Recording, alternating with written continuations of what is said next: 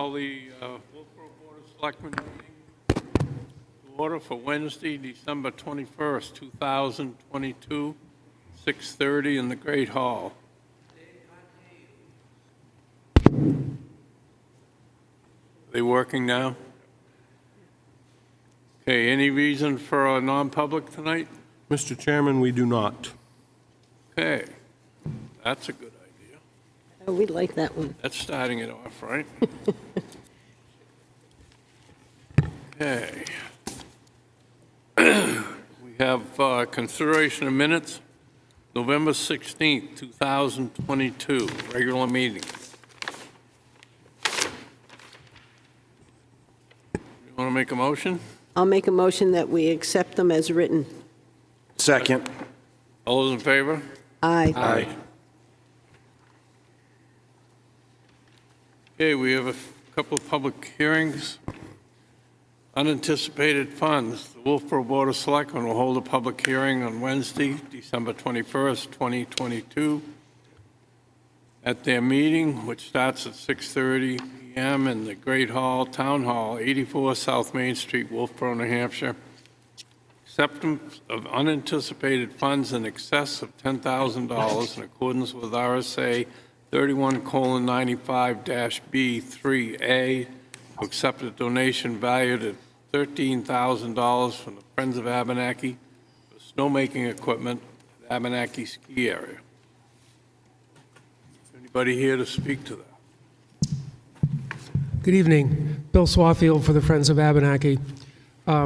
Earlier this year, we found out that there was new technology available for the nozzles on the end of the tower snow guns at Abenaki, and we already had some of those from the previous year, but we still had at least four guns that did not have the latest technology. And the good thing about the new technology is that you can make snow at a warmer temperature, you use less air, which uses less electricity, therefore less cost.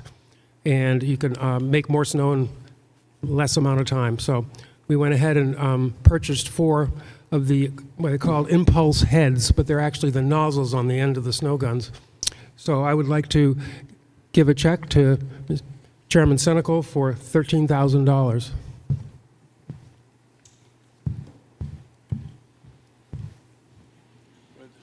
Thank you, Bill.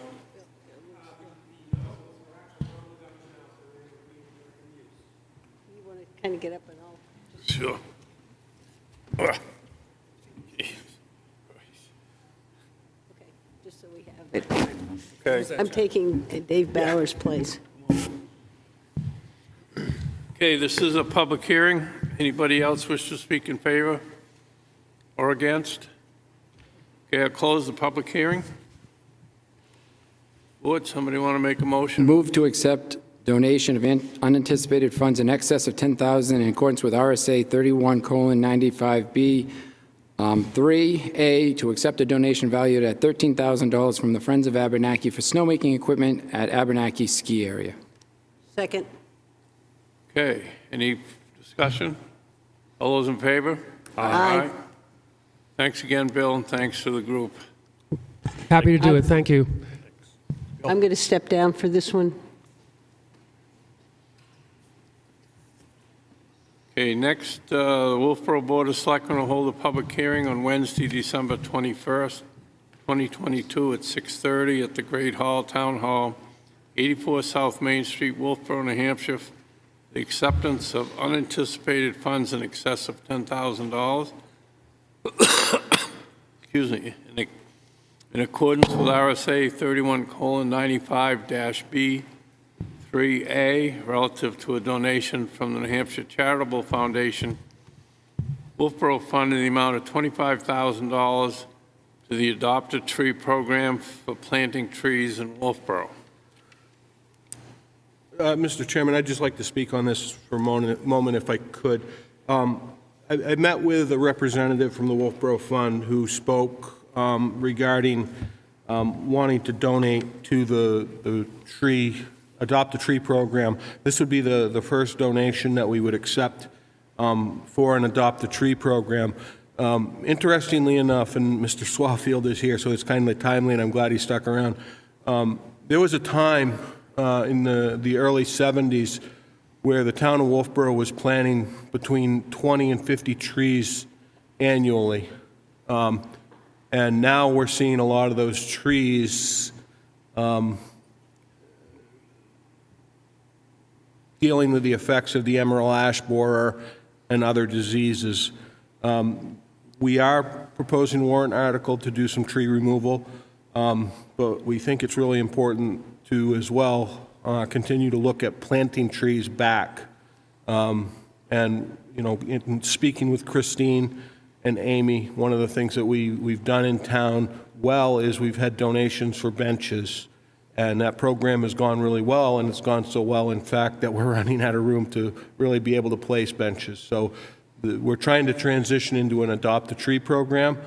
I met with that representative from the Wolfeboro Fund who would like to kick this off, and we're looking forward going into next year to be able to remove some of our diseased trees and hopefully do what Mr. Swafield and Mr. Titus had in the past, and that is to plant some trees to take replacement of some of these diseased trees.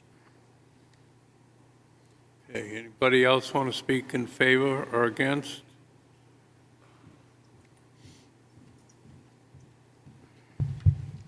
Bill Swafield again. Yeah, I was tree warden back in the 90s, 80s, and 90s, and Kirk was working for a Bartlett tree at the time, and we collaborated with planting. I think we planted about 150 or so trees.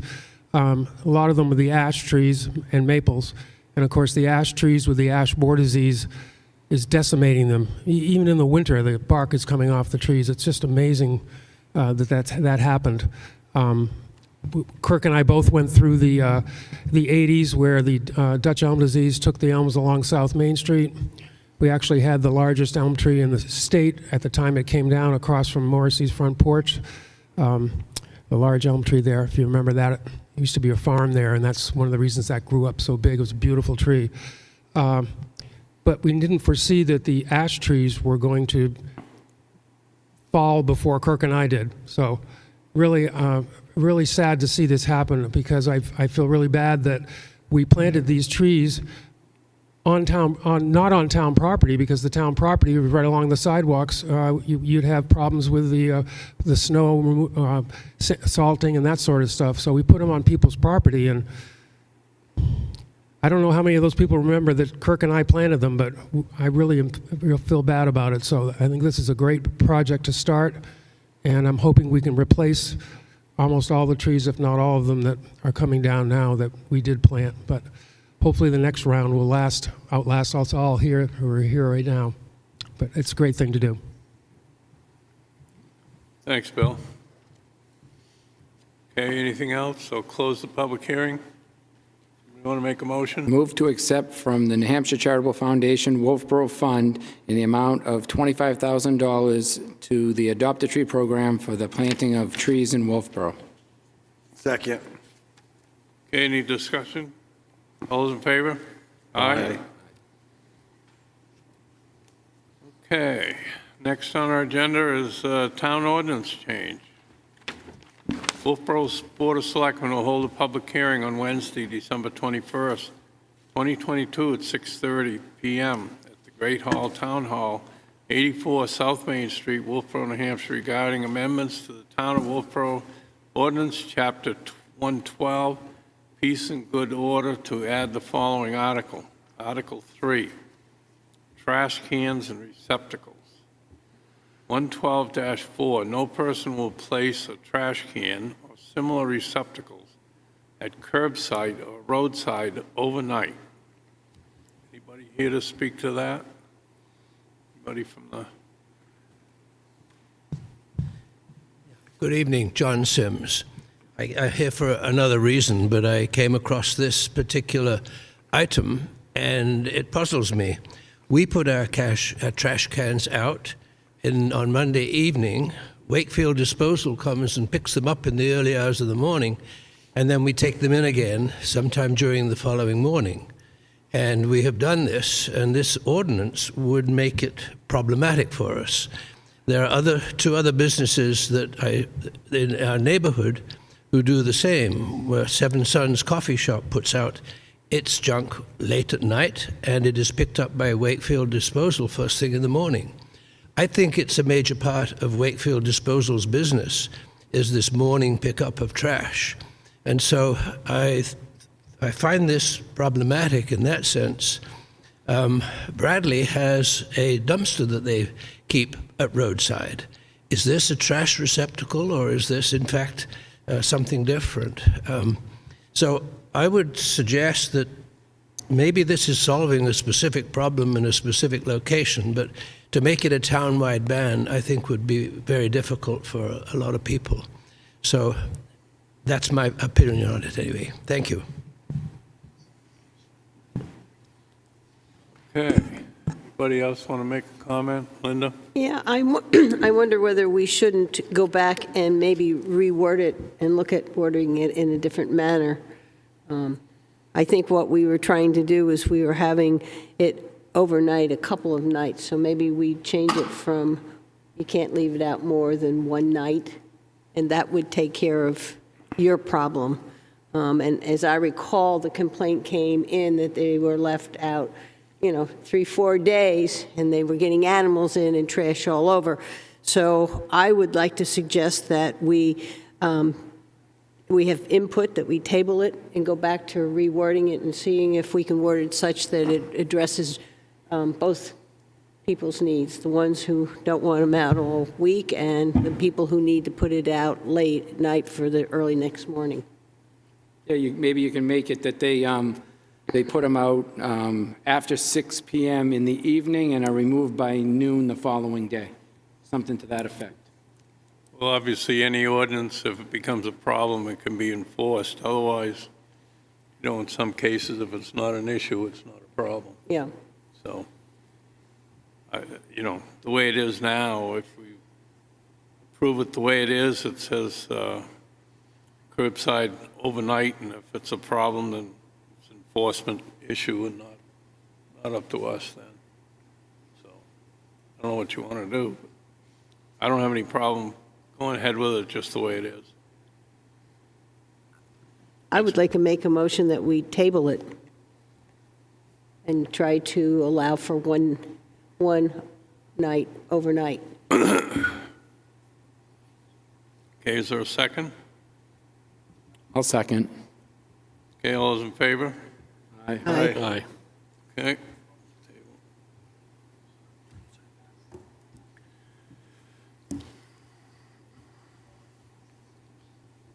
Okay, next is a bulk vote, which is our weekly manifest, intent to cuts, property tax refunds and abatements, property tax exemptions and credits.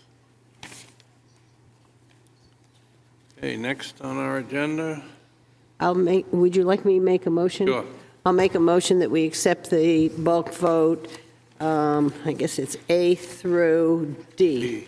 Second. All those in favor? Aye.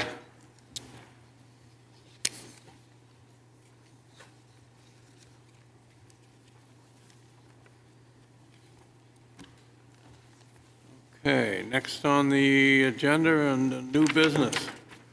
Discussion, Wolfeboro Waters Committee update.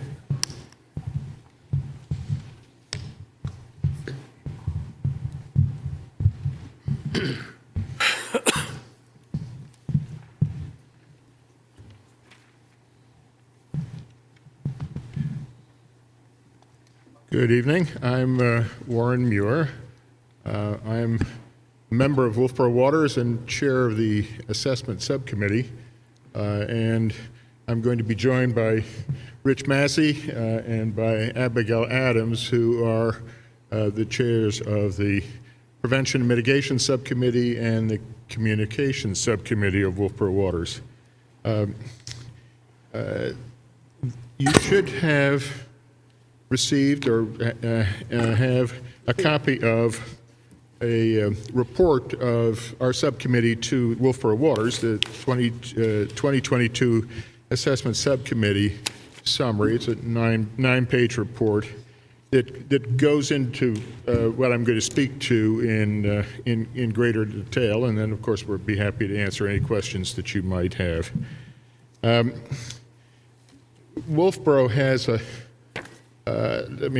we have our lake resources, which are in many ways the heart and soul of our community and our region, and Wolfeboro and its citizens have cared about water quality since long before our family has been here, which has been 70 years. And we have a number of lakes, and they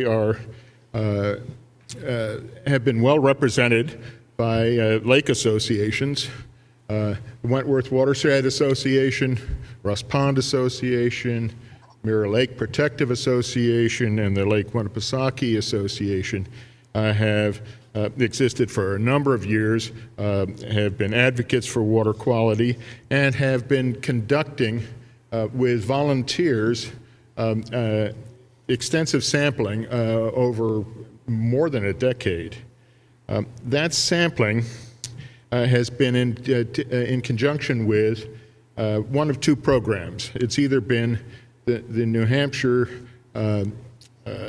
DES's a voluntary lake assessment program, or it has been with the University of New Hampshire Extension's Lay Lakes monitoring program. These programs have focused on collecting water at the deepest sites in our lakes and assessing a variety of parameters so that that the lakes can be classified into one of three different quality categories, and to compare lakes across the state, and to assess on a long-term basis trends in our lakes. Fortunately, virtually all of our lakes have been classified as of high quality. Mirror Lake and Sergeant's Pond have been categorized in the second of the two categories, and have not changed substantially in recent years. But despite the good water quality, a number of us who've been on the lakes for decades, have noticed and commented upon, and what we're concerned about, observed degradation in terms of increased biological growth on the lakes, and that were very, very noticeable, including, I don't know how well you can see it, but if you take a look at the bottom of the lake there, this is along the shore near Nary Shore in Winter Harbor. You can see that in this drone photo that Peter Goodwin took a couple of years ago, the bottom of the lake is coated with growth, and a number of us, were concerned about additions of nutrients to the lake that might be feeding that growth. But it wasn't until 2018. Actually, it was the day after Dave Ford told me that the state had turned down a grant request to deal with some of the water in Winter Harbor, that we had this bloom of cyanobacteria that came as basically a complete surprise, and not a happy shock. But there are a number of circumstances around this particular bloom that are noteworthy. It happened to be that I had volunteered with the Lake Winnipesaukee Association as one of their volunteers collecting water samples, and had collected their samples the day before. it happens that I invited a friend who grew up in this area, who's a senior scientist at Bigelow Lab, to come take a look at what was going on at our place the day of the bloom. It so happens that he had in his trunk sampling equipment, dive equipment, GoPro cameras, sediment samplers, and everything, and said, "Whoa, you've got a bloom here!" And he collected a whole bunch of samples, and we had monitoring data that came in months later. We had pictures and everything. I made a presentation to the board, and there was a lot of concern, and it resulted in a task force being set up in town that was then succeeded by the establishment of Wolfeboro Waters, an official town committee, which I serve on, and as do my colleagues. And I just want to say that since then, a lot has happened. I mean, we've had all sorts of volunteers join us in addition to the ones that are working with the lake associations. We had over 100 people come here and get trained in cyanobacteria bloom identification. More people volunteering to do sampling and serve on our committees and communications and the like.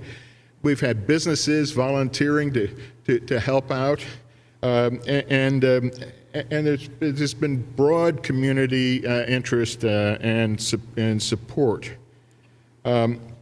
We have also developed relationships with all sorts of other entities and individuals outside of Wolfeboro, and I've just listed a number of them on the column there on the left. And have worked particularly closely with the University of New Hampshire, the New Hampshire Department of Environmental Services, and we have taken advantage of the expertise, of really special expertise at Bigelow Lab for Ocean Sciences, which is in East Booth Bay, Maine. And so it's gotten to be a large interconnected network of folks, which has allowed us to start developing a variety of insights, which I will just very briefly try and summarize for you.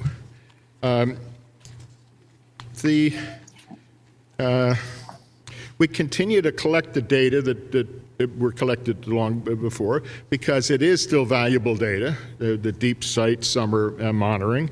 But it became very clear when we got when we started to get the results back from that bloom, that the stuff that we were measuring there is not measuring the risks of cyanobacteria, nor is it measuring directly factors associated with the biological growth that we were seeing on the bottom of the lake.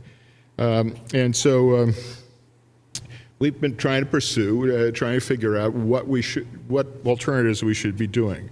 Well, we've done a variety of things, including monitoring around the year-round, spring and fall, and through holes in the ice, even through the winter in limited locations.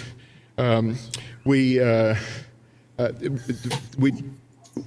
insight we got in 2018, because Bigelow collected some initial sediment samples, was to start to take a look at issues such as the nutrient coming from stormwater runoff streams into the lakes, the concentration of the phosphorus, which seems to be a key nutrient, and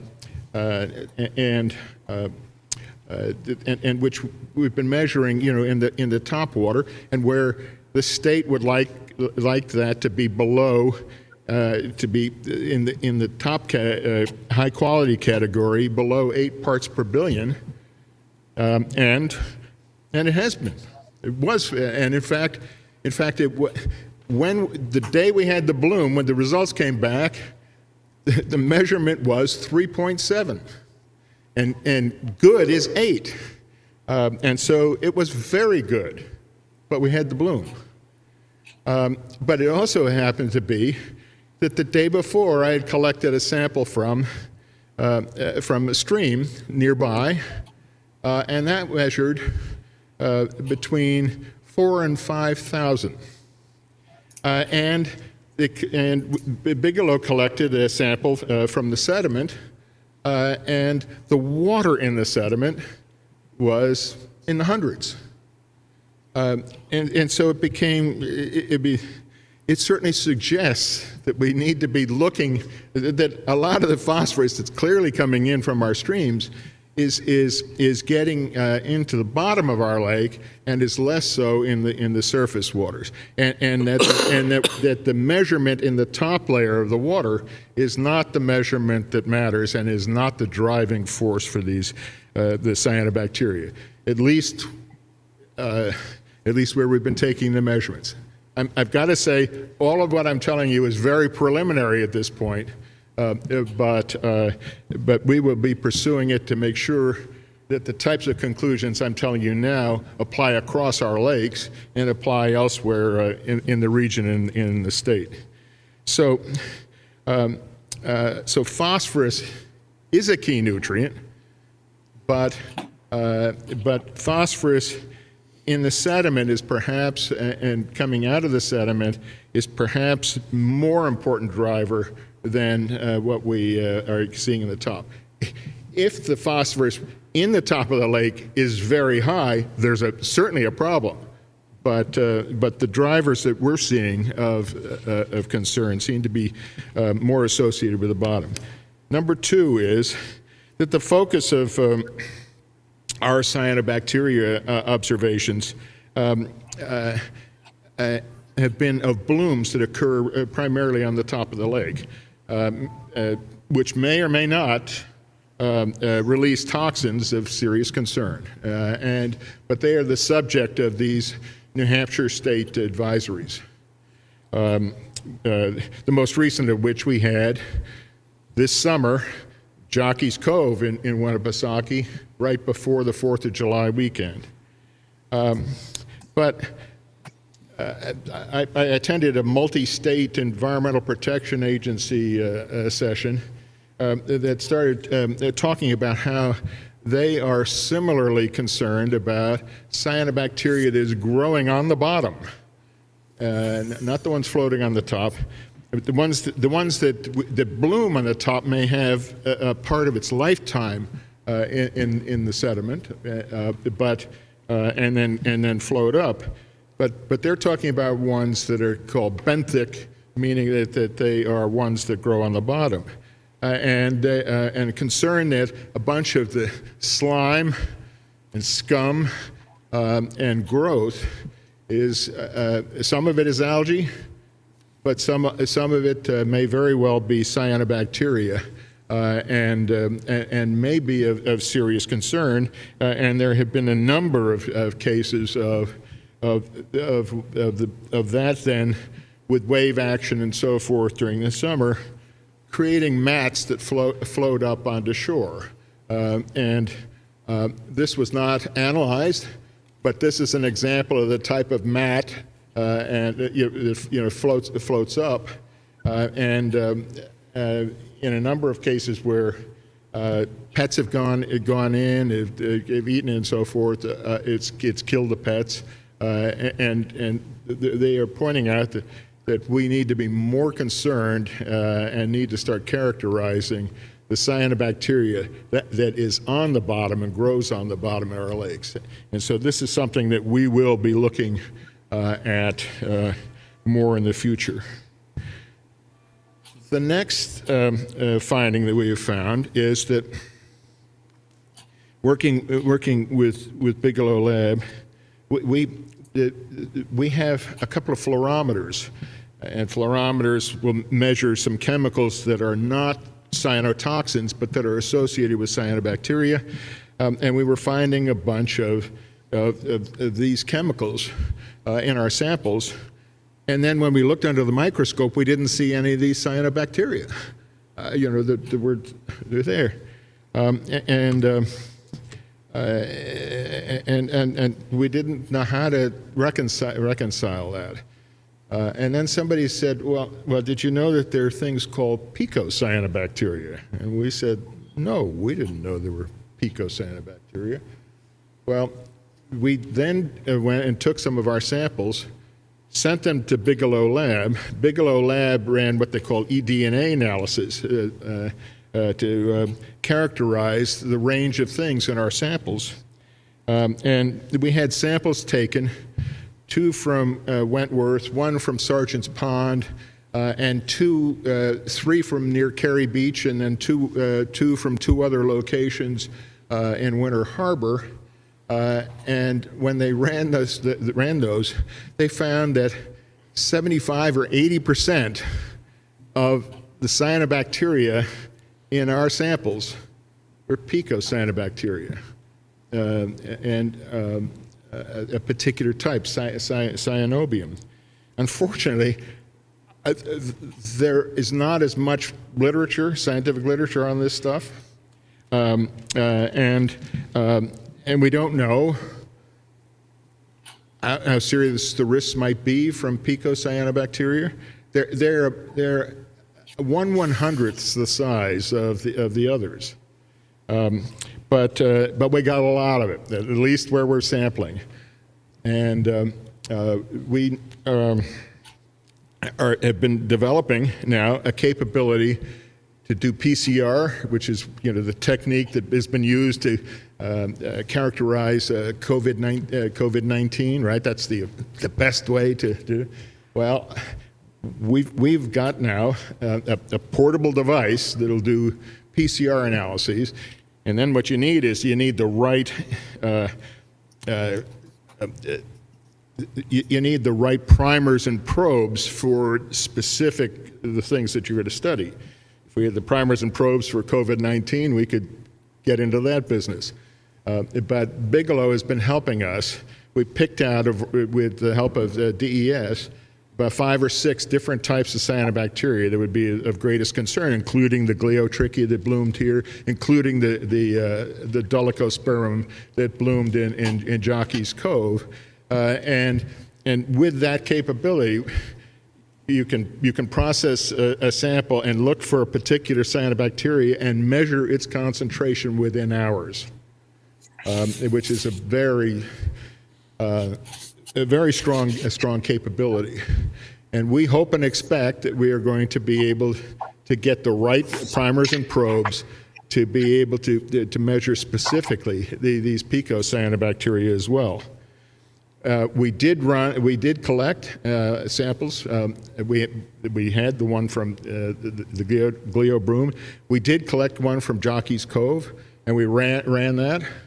And the state threshold for an advisory is 70,000 cells per milliliter. When we ran the PCR, it was about 3 or 4 million cells per liter. And so this is a capability that's will be potentially of real value. And we've got volunteers who have been trained with the help of Bigelow, and we have stored up dozens of samples from 2022 and 2021, and we certainly will be collecting a variety of samples from 2023. So we're going to be able to have more insights, and then we will be collecting more across our lakes and perhaps from elsewhere to see how representative these samples are and how definitive what I'm telling you is the case. This is two of our assessment committee members, one who happens to be here in the audience, Beth Marcoux, and then Andra Deckers a few weeks ago took a couple of days at Bigelow Labs being trained in their analysis. So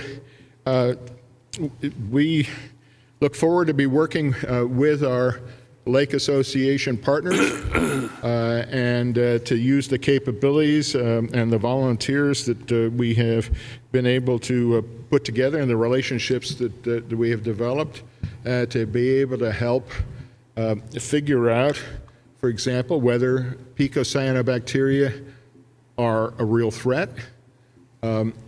There's a possibility that they may be beneficial. And it'd be great to be able to pin that down. But wanted to give you an update and give you an idea of the sort of magnitude of the effort that's going on in the name of Wolfeboro Waters and the lake associations here, and the progress we're making in developing some understanding of the conditions on our lake, and which will also guide us in what we need to do. No question that that efforts to reduce additions of nutrients into the lake is essential. And with that introduction, I'll ask my colleague Rich Massey, who's chair of our subcommittee on mitigation and prevention.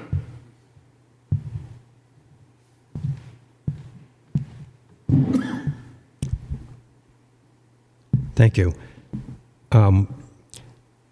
What I want to say is you can tell from Warren's presentation, and you'll see that from Abby's as well, that Wolfeboro Waters breaks down its activities into these subgroups to give them an opportunity to focus. So while Warren's assessment subcommittee focuses on scientific research and collection of information, dissemination of information, the Mitigation and Prevention Subcommittee works more at organizing activities.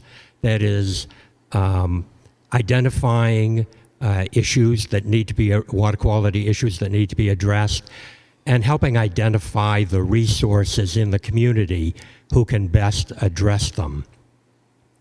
The members of the subcommittee are, in addition to myself, Kathy Barnard, Art Slocum, and Lily Peard. And I just want to say, of the examples that I'm going to bring up in a minute, many of them were initiated back when Kathy was the chair of this committee, and she deserves a lot of recognition for the work that was done there. So in terms of some of those initiatives, probably the most important one, the one that you would be most familiar with, is the Wolfeboro Bay Watershed Management Plan.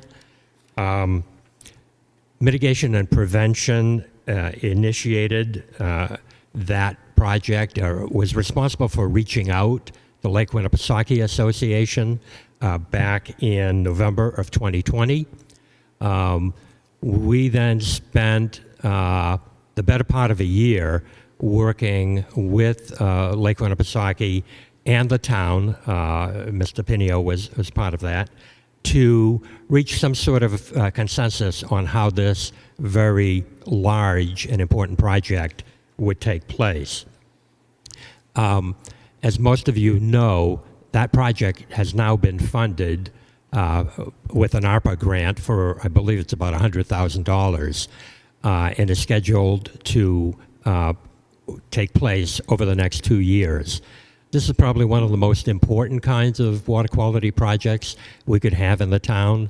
At the end, we will have a snapshot of the condition of the waters in Wolfeboro Bay, as well as the waters on the surrounding land that feed Wolfeboro Bay. That will be an important starting point for any activity that the town takes going forward with water quality.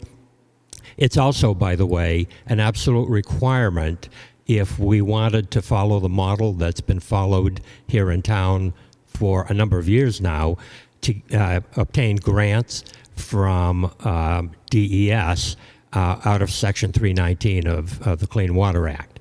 So this particular initiative is going to pay big dividends in the long run for the town. The second initiative that the committee took had to do with revision of the town's stormwater regulations.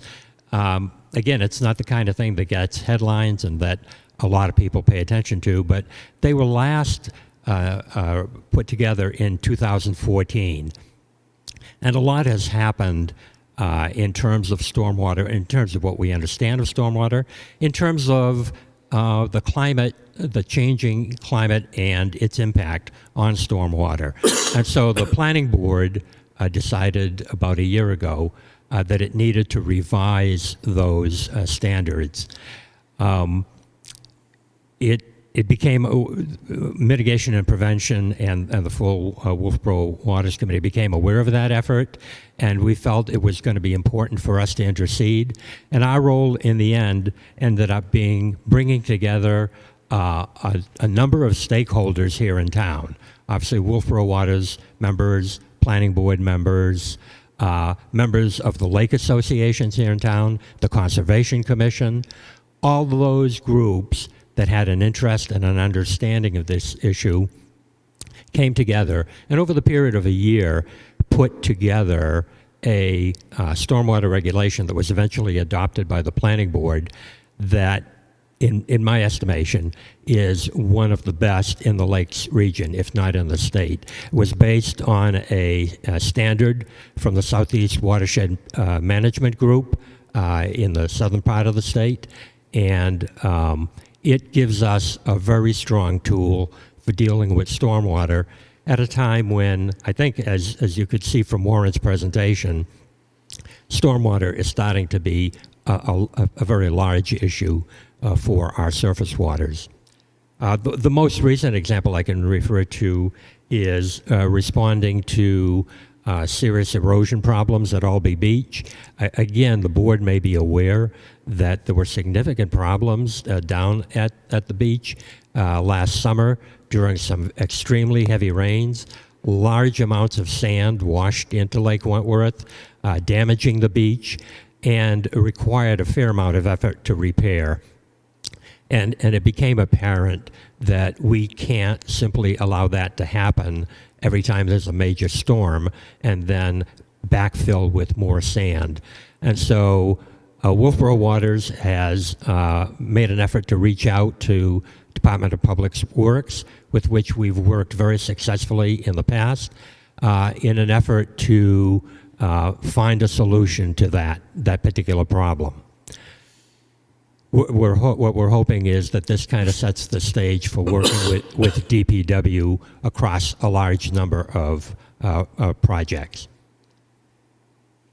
It's my hope and my expectation that in the future, mitigation and prevention will continue to put Wolfeboro Waters Committee at the forefront of the town's effort to protect its most valuable resource, its surface waters.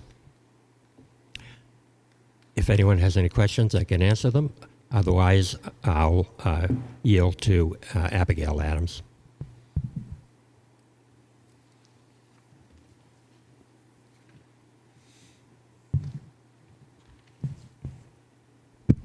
I'm probably too short for this, so can you hear me? Is it still working? Yep. Good. Yes. Okay. I'm Abigail Adams, and I'm the chairman of the Wolfeboro Waters Communications Subcommittee.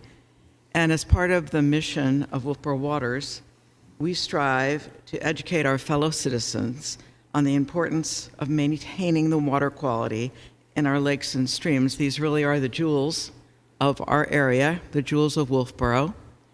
And you really, you have to look at the unfortunate example of Lake Champlain, where they did not get ahead of the curve, and their property values where cyanobacteria outbreaks occurred dropped by 30%, which is a pretty major hit to the tax base, and also very, very sad. And the people at Jockey Cove couldn't be in the water for several days over the 4th of July. So it's both a public issue and a personal one for those of us who like to swim. Since we had our first meetings in 2018, we have done several things, and I'm going to quickly summarize them. We developed and we maintain a Wolfeboro Waters website on our town website, where we provide alerts on water quality and offer educational materials on how to keep our lakes healthy.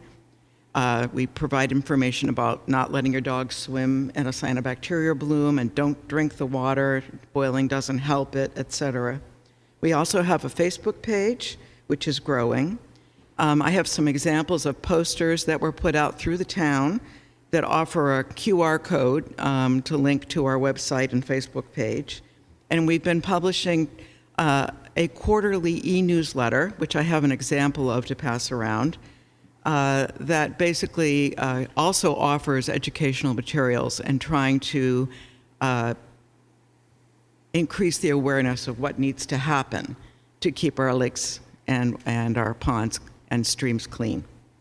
And I'll close right there unless anybody has any questions.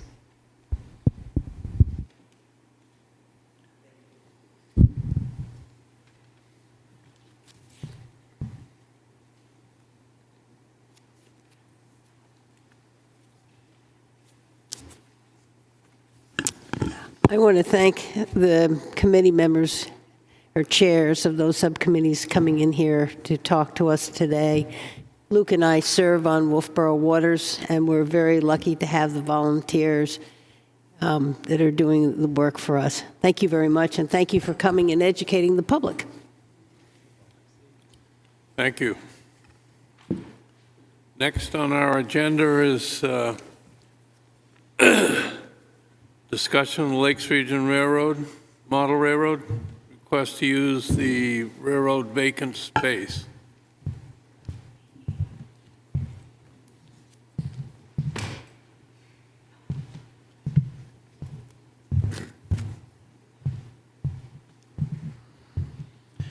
John Sims from the Model Railroad Museum.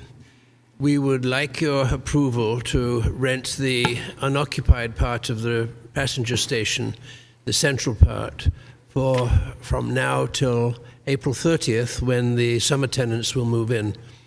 We would like to start some prototyping work in there for the layout. We'd like to try out some possibilities. We'd like to start moving on creating the layout that will go into the freight shed. And we have some ideas that we want to try out in practice and see how people react to them. So, and I understand that we will be paying a pro rata share of the rent and the utilities for that space.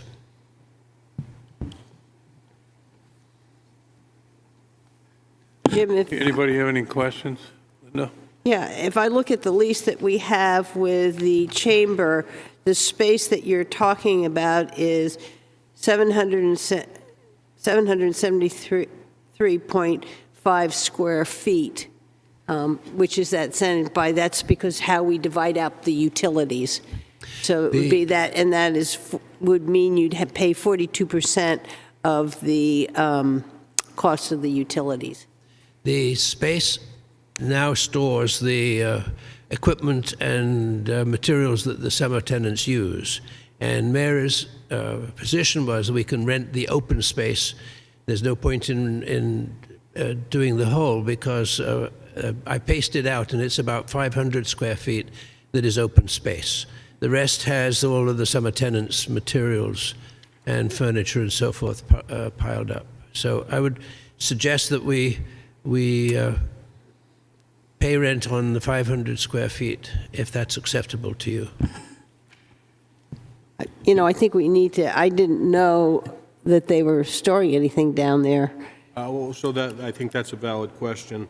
The fact that somebody is storing stuff down there, that could become problematic for that individual.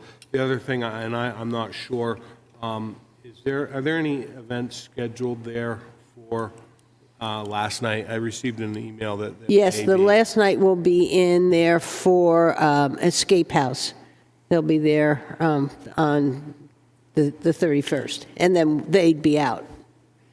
That's the only other conflict that I see is between the tenants' materials that may be there and that event taking place. I would think we'd need some kind of written agreement. And I can put that together. Yeah. Why don't you work with work Yes. with Jim on that? Absolutely. Does anybody have a problem with it? No. Okay. Okay, so I'll Okay. work on an agreement, and we'll try to get it back in front of the board. Sure. Yeah. Work? Okay. Yep. Thank Catch you. up with me tomorrow, John. All right. Okay, next on our agenda is approval for investment policy.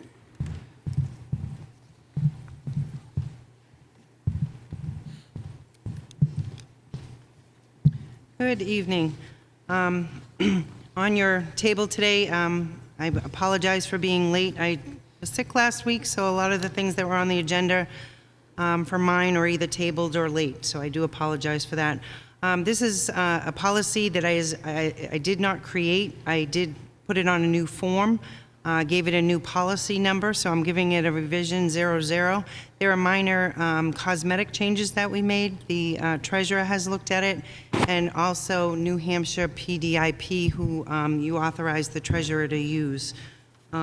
I guess it's according to the RSA, which I attached. I also attached the prior policy, just in case you wanted to review, is part of the town treasurer's responsibilities. That RSA is attached to the investment policy. So I'm looking for your verbal approval of reviewing and looking at this on today for 2022. Are there any changes in this investment policy from last year? Minor changes, like we were told that we should take out bank names because if we ever want to change banks, you know, so we kind of made it not so specific. Okay. Like last year it said, we have money at Meredith. If we chose to move from Meredith and go to TD Bank or something, and I'm not saying we would, Yep. then we'd have to change the policy for any change we made. Okay. But if you'd like, this can wait. I'm also here to ask that we do a year-end quick board meeting next week on Thursday at maybe 5 o'clock or any time during the day to go over encumbrances like we did last year. So there are a couple the things that I'm going to defer tonight, and this, if you need a chance to review this, I'd be more than happy to do it next Thursday night. So. It does say on the page 1, it is talking about Meredith Village Savings Account for the Conservation Commission. I thought you said they wanted that out, the name of the banks. We did take it out in some places, but it's saying that we can use Meredith. The conservation is currently using Meredith. We didn't change anything for conservation, but for the general fund, we took it out. It also is allowing us to use New Hampshire Public Deposit Investment Pool, the PDIP that you authorized. A while ago. What would you like to do with this? I would like to do it when we do the rest. It came out today, or I got it today, and Yep. I just haven't had time to look at it. I'd feel more comfortable to just scan it, Okay, you well, know. Until Fine. next week? I'm Yeah. happy with that. I'll make a motion to table the investment policy. All those in favor? Aye. Aye. Which is also the next item, item D on the agenda, approval of the default budget 2023. Your revised agenda says that is tabled. We'll have that on that Thursday night. Okay. And the same with F, Discussion. but I'm ready to discuss actual versus budgets. Are you available to have a special year-end quick meeting on Thursday, next Thursday? It is a budget committee meeting, so Right. two of yous will be, and that's why we picked 5 o'clock, but Jim and I would be available at any time that day, The 29th? the 29th. What's good for everybody? 5 o'clock? 4 o'clock? I'm wide open all day, so. So am I. What? We're open all day. Oh, We are open all day. I'm not open all day. Wow. I have other things I do in my life. You'll just have to come in another time. No, I can come at that time. I have the What time you want to say? 4 Budget committee. o'clock? 4 work for everybody? So, how about you 5? get docked. It isn't going to take us an hour. Why don't we do it at 5, and then we can just go to a budget committee meeting at 6 instead of having us 4 and then have to... I don't have a budget meeting. I do. Brian does. The only question I would Brian's not ask going to be is, here. Yeah, I'm going to do be out you of want town. to do that here, or do you want to do it at the library? If the Yeah. library's Let's available. do it at the library. That's right. Okay, so I will look for 5 o'clock availability at the library. It looks like one selectman may not be able to attend. We'll just stalk him. Shoot for 5 It would just would make it easier if we did the library as far as setup, breakdown, Yeah. all of that stuff, if it's available. Okay. 5 o'clock to 29th. I will confirm that. I appreciate that. This is an annual thing, at least for the last 2 years, of doing the encumbrances. That's the primary reason. We want to make sure that the department heads have a list of any projects that aren't complete and funds that need to carry over to the new year that you have to approve. So I'm here to go over the actual versus budgets for November. We're 11 months through the year. We're right on track. 11-month straight average would be 92%, and we're at 91.9% of the general fund operating budget. We continue to keep a close eye on all the fuel. We're trending a little high. The department heads have been managing the gallons. We're at 88% for gas and 76 for diesel, and we're about 8,000 over in gas, or 6 in gas and 2 in diesel right now. So we just have to get through December and then decide where to get the money for to cover that. But the town manager and I have been reviewing that on a monthly basis. We've also been reviewing open projects with the Public Works Director and the Water and Sewer Supervisor, probably twice a month at this point, trying to close things out and get projects done. The general fund revenue is at 63%, and that is just because December is when the tax bill went out, and that's when it'll get booked, is in December. So, but we are over already in November on motor vehicles, which is great. We're already $37,000 over, 102%. So that's kind of a gain for the town.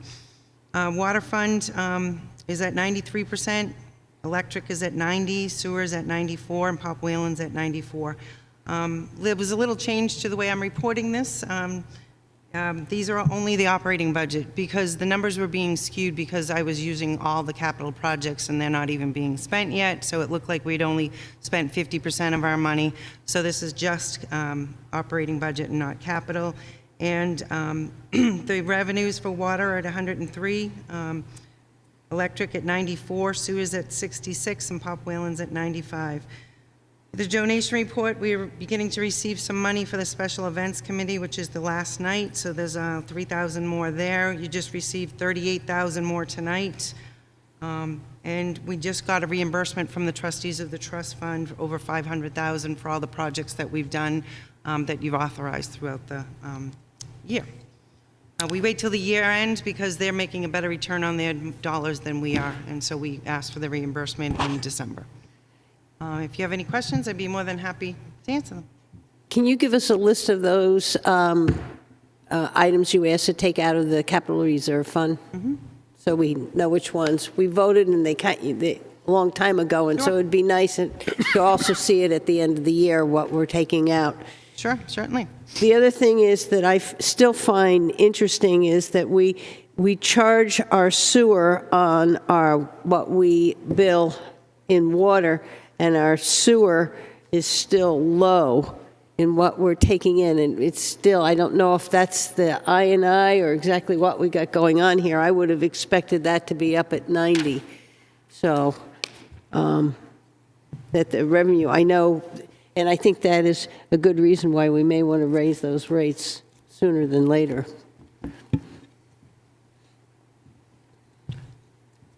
Any questions? The trustee thing you would just like in an email to you? Is that Yeah, I just like to see a list of it, that's all. Okay. That's just fine. Great, thank you very much, appreciate it. Okay, next. On mine, we tabled town report bid.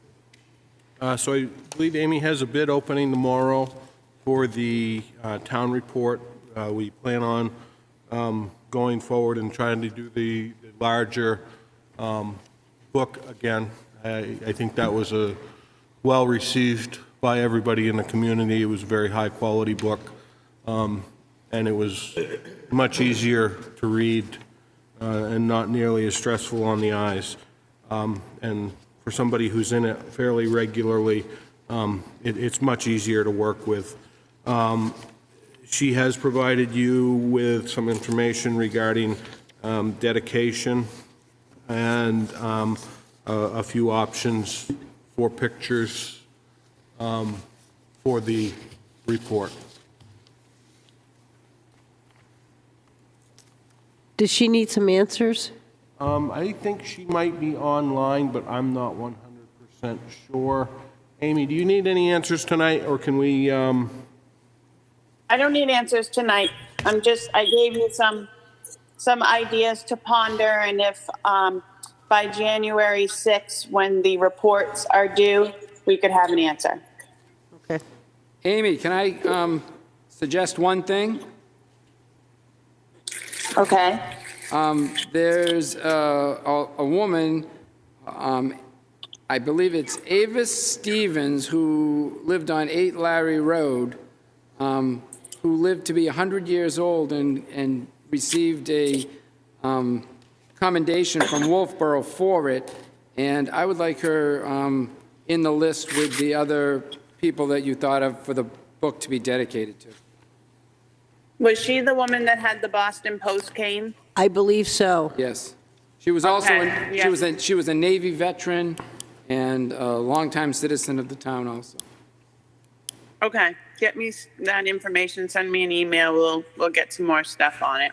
Okay. Thank you. You're welcome. Okay.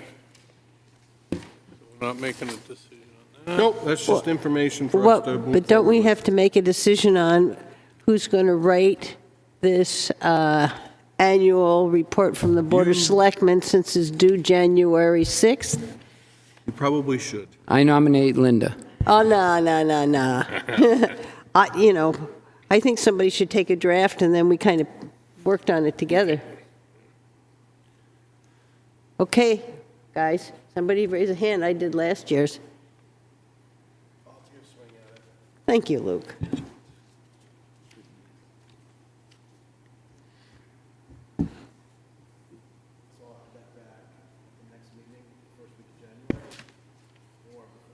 You probably should, Yeah.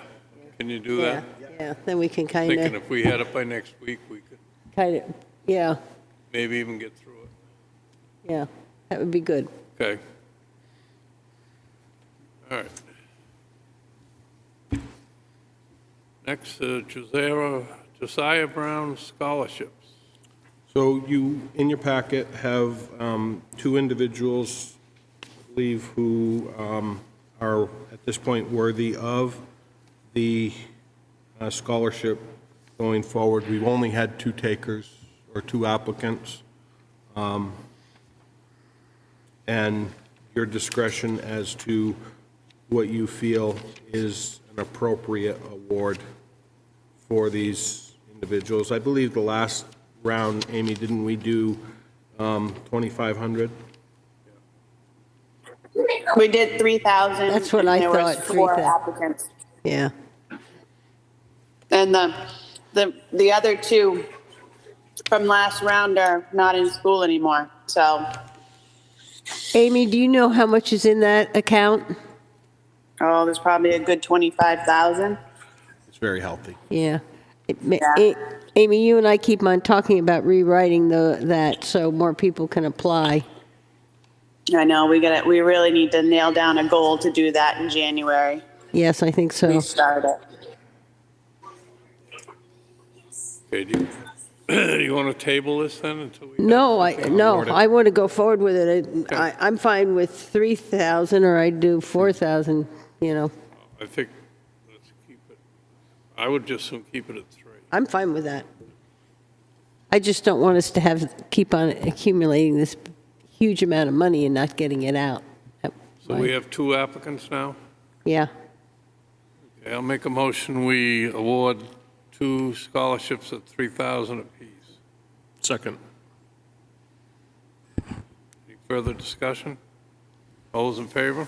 Aye. Okay, deliberative session. So the deliberative session, we're getting to that time, if you can believe it. It's my understanding that the town clerk would like to bring it back to town hall. So I guess the discussion for the Board of Selectmen is, do you want to do it at the town hall? And we're looking at deliberative session dates of February 7th with an inclement weather date of February 9th at 7 p.m.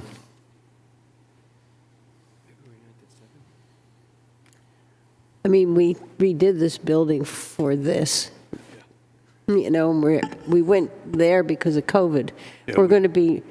We're real tight up on that stage. We'll It be is. real close. But I think that's really what we built this for.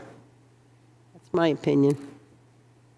Yeah, I don't have any problem. We don't get the huge turnout at the deliberative session anymore. No, we sure don't. So I think it makes sense to bring it back here. Somebody want to make a motion to that effect? What's the date again? February 7th Okay. with the snow date or whatever of February 9th, And it's at 7 o'clock. 7 p.m. So moved. I'll Second. second it. Those in favor? Aye.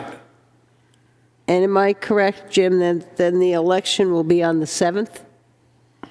And it's the first, I believe that is correct. that is the first Tuesday in March. Because it's usually, I have it on my calendar downstairs, okay. but I can't not remember right off the It's either top going of to my be head. it's either going to be the 7th or the 14th, one of those two. I've already made contact with, We have the deliberative session, then the usually how it works. I think so. So They don't vote what- and then have the Well, that's what I'm saying. So if we have the deliberative session on the 7th, and the 14th must be the voting. Think so? Second Tuesday. Is it the second Tuesday? Then it'll be the 14th because okay, so then it's the 14th. Okay. All right, next, everybody set with that then? Do we vote on that? All I those did, in yeah. favor of it? Oh, Aye. aye. Aye. Non-capital water quality? Yes, that's one I put on here. The Wolfeboro Waters Committee worked with Tavis and the Russ Pond Association after we received the North Inlet proposal, and Tavis filed for a 319 grant. In, I think it was March, we approved $20,800. I was informed by Tavis that there was $2,200 that was not covered by DES, and so we need to make a motion to approve $23,000, which will cover the whole project. So moved. Second. I'll second. Any further discussion? Those in favor? Aye. Water and sewer rates. so I kick this off for you. Last meeting, we had a presentation from Underwood Engineers regarding our water and sewer rates. And I also believe I had forwarded you guys electronically a memo from the Billing and Collections Office from Brenda LaPointe. One of we discussed if the board were to implement rates, how would that go about? And she said that, you know, if we did effective January 1st, 2023, that means that they would not go into effect until the February billing, so they'd be able to do the January bills with the notification of the impending increases, so that people get that notice. If we went to an effective date of April 1st, 2023, would have the first bills with the increases mailed in May. This date begins the second quarter of the year and would pick up more revenue as many more customers are coming back that time of year. Or effective date any month. Keep in mind that increase will not be billed until the following month. So where we're billing on a monthly basis, it's not terribly critical. When you make the decision to do it, the question becomes, you know, we've taken a couple years off from increases in our water and sewer rates with COVID to try and give our users a little bit of a break. And I think one of the things that we saw in the presentation was we're falling behind a little bit as a result of that. Costs are continuing to escalate, you know, and we're in need of having to make this adjustment. So you have that this presentation with the recommendations that came forward from Underwood Engineers. And, you know, hopefully going forward, we can capture some of these losses through the I&I program and whatnot.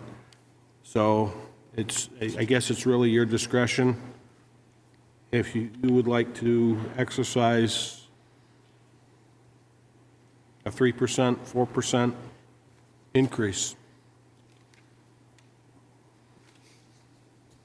I would support the recommendations that they presented to us, which for the water was option B. It was 4% in 2023 and looking at 3% for every year after that.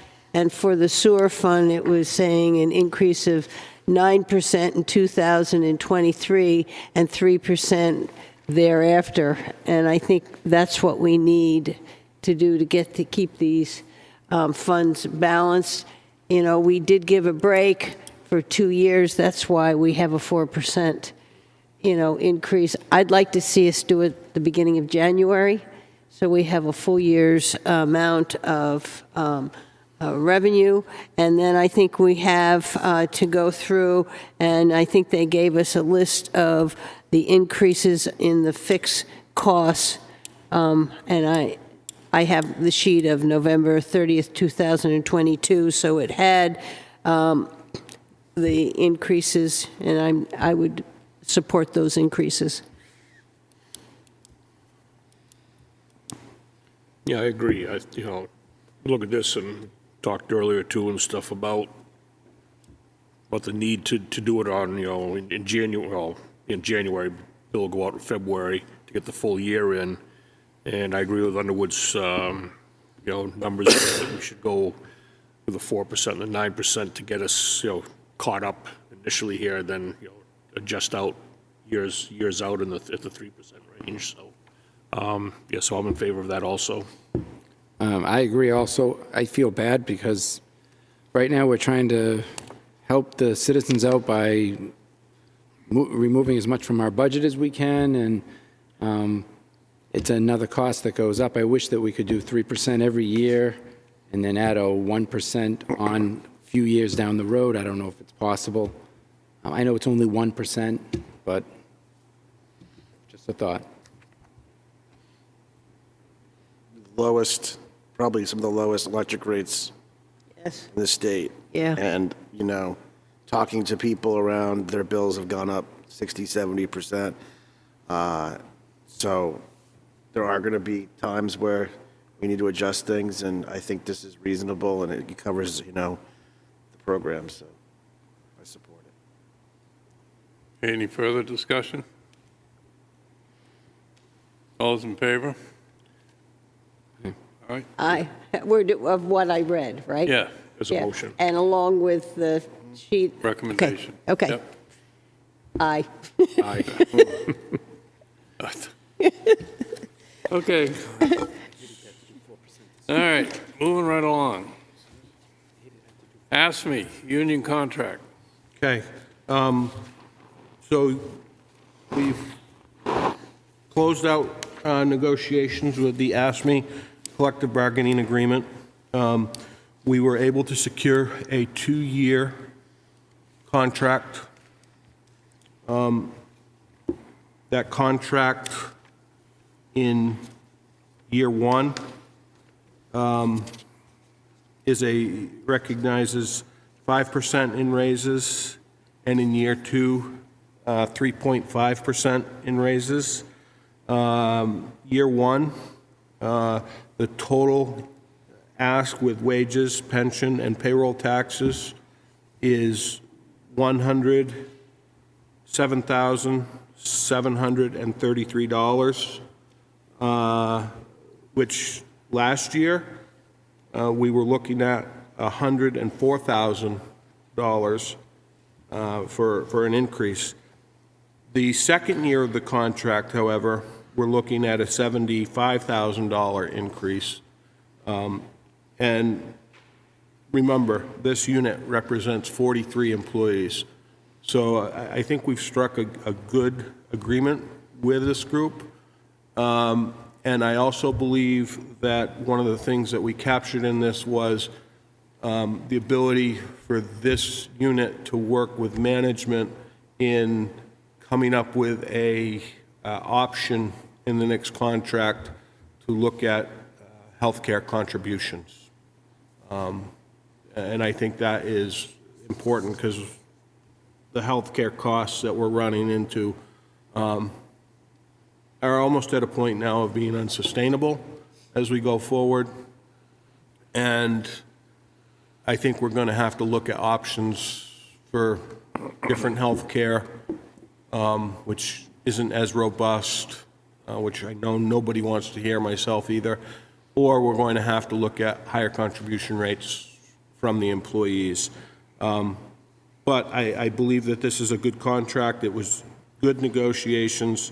Dave, do you have anything you'd like to add? No, I think it was a good back and forth. And I think that, like Jim said, we're looking at year 3 to deal with the health care, either with a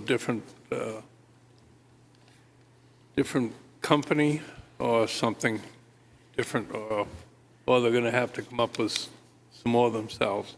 And are we also going to try in 2024 to do a wage study? Yes. And the reason I ask is the library feels they need one, and Linda, so absolutely, and I said that to both collective bargaining agreements, that, you know, the intention would be to perform a wage study, for wage and benefit study, not just a wage study. and benefits, okay. In 2024, which, you know, as we get into next year, we'll start doing some RFPs, so we have a financial idea of what we're looking at this time, of what that's going to cost us, and look at that for implementation in 2025 as part of the upcoming agreement. Yeah, and you would add the library into that? It would be everybody, yeah. Okay. Yeah. Okay, somebody want to make, I'll make a motion that we approve the ASME contract. I'll second that. Okay, all those in favor? Aye. Okay, next is approval of the NEPBA union contract. So very similar to the ASME unit. We were able to strike a deal with the collective bargaining unit for the police officers. Little minor difference in percentage. Year 1 for police is 5.5%, and year 2 is 3%. However, over the 2 years, it's the same percentage. So that worked out. Year 1, the wage adjustment total would be $64,780, and year 2 of the contract would be $28,720, and that represents 17 employees. Again, one of the things that we put into this was to work with management and the other union to come up with or to work together to hopefully come up with a better solution for healthcare going forward. And they're also aware of the need to perform an in agreement of a wage and benefits study going forward. It really ended up being both units, I would say, good, fair negotiations, and I think it's a fair deal for both units and the town. Okay, somebody want to make a motion for those amounts of money? Move to approve the NEPBA union contract ratification. Second. Okay, any further discussion? All those in favor? Aye.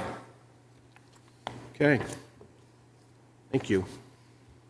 Consideration of approval of non-union staff raises. So in non-public session, last week, we discussed, you received a matrix from me outlining options for non-union staff raises. That was backed up with spreadsheets that outlined the bulk of our full-time employees who are, or all of our full-time employees who are not represented by a union, and a number of our part-time employees, both are all under the general fund, library, police, and the water and electric funds. I've given you 3 options, with those being 4, 4.5, and 5%. I think where we've struck a deal this year with the 2 collective bargaining units of 5%, I would like to see the same consideration given to the non-union staff.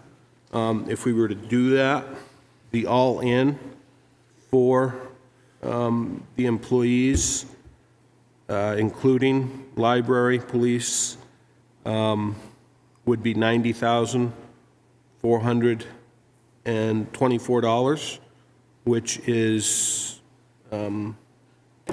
about a 3% or 3-cent impact on the tax rate.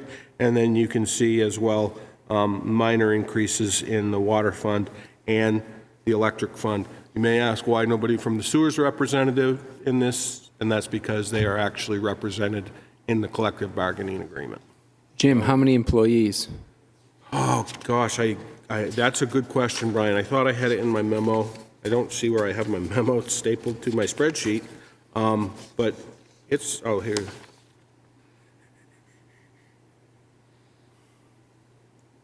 I guess I don't have that number, Brian, but it's... Probably around 45. There's a large number. Okay. I think Casey's running through it right now. By looking where it asked me. I just want to show In the 40s. the citizens of town the value they're getting for this. It's about 48 people, but then there's also some barrel attendants and Okay. seasonal workers that are also included, so it's 48 full of part-time regular. I'm in support of the 5%. Yep. You know, us on Social Security got 8.7, and I think without a doubt they deserve a 5% like everybody else. I'll second your motion. All those in favor? Aye. I didn't expect this one. Warrant article, final review. Okay, so warrant articles. This, I'm going to make as quick as I can. We've been through this a couple times. In the interest of moving it along, I've shortened the session up just to reflect the language only. A couple of items that I think is important for the taxpayers to know.